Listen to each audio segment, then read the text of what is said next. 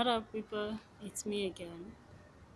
Uh, I don't have a good camera or a microphone, so I'm using my phone. I'll be using my phone for the time being until the Lord blesses me with a camera and a microphone.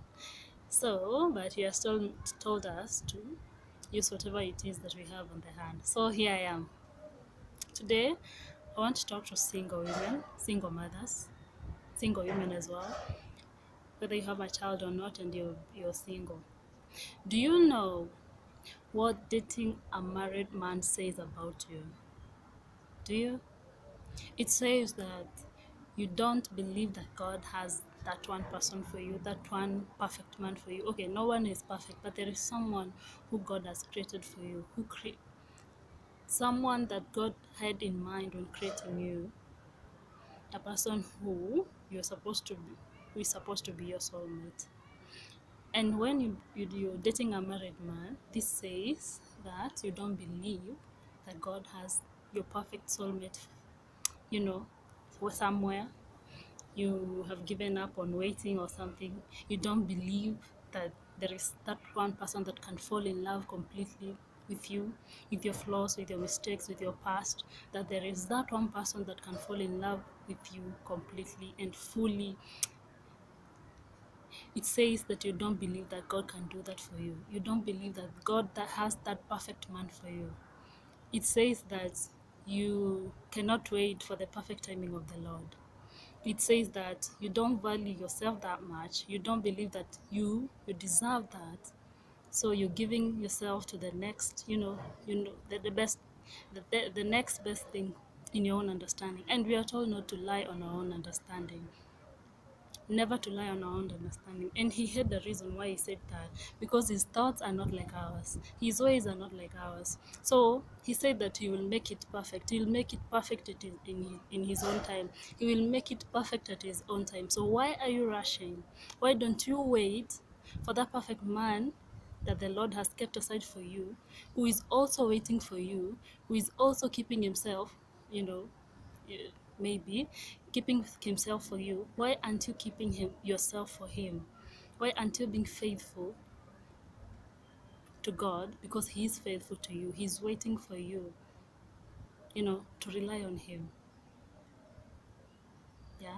Okay, that being said, there are people who date married men because of lack of father figures, because research has shown that most of these people who date married men don't usually do it for most of them don't usually do it for the money or for out of greediness.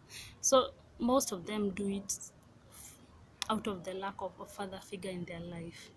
Maybe they were raised by a single mom, maybe the father skipped out or the father died. So that little girl, we are told that in every woman there is a little girl. So that little girl inside you still wants a father figure, still wants a fatherly love, and you don't have it. You never grew up with it. You're seeking it. You're hungry for it. You're hungry for male attention, and here you are. And a married man who is mature enough to be your father maybe is showing interest in you in some type of way that you cannot understand the type of attention that is giving you. But here you are with the male attention that you've been seeking, male appreciation, male validation that you've been seeking. Here you are, you're confused. You get into a relationship, you start, doing stuff, but you most of the time you just want to spend the time with him. You just want to listen to him, seek his advice, him to support you. Usually it's not always about the sex or anything, but to him, he doesn't understand what you're going through.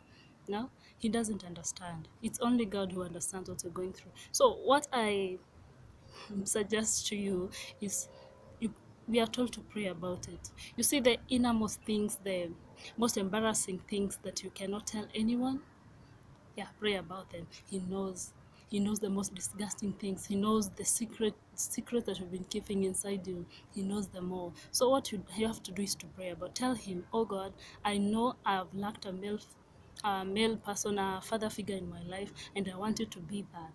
Be the father that I need. Be the father that I need in my life. I don't want to mess this up. Because when you do mess up, maybe your mother was a single mother, and then you do mess up, you give birth, with a married guy. Hmm? So that, what does that make you? He hasn't married you yet, so that makes you a single mother as well. And that's why people call them generational curses. There is nothing like generational curses to a person who has believed in Christ Jesus, because he was made a curse for us, a curse for us all, because it was written that cursed is the man that hangeth on a tree, and he was hanged on a tree for us, so that we may not have to carry the shame of the curse anymore.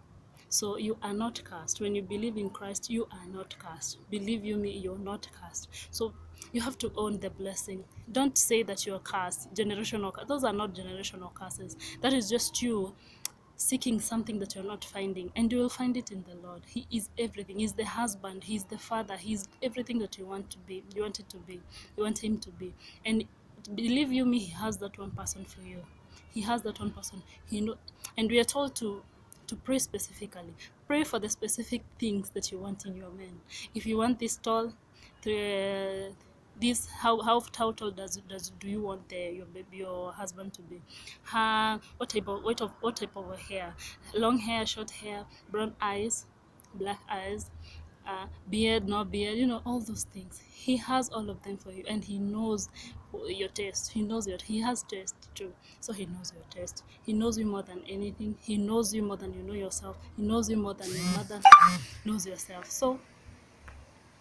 So I urge you to please rely on the Lord, not on your own understanding. Wait for his perfect timing, and eventually, when the time is perfect, when the time is right, he shall make everything beautiful.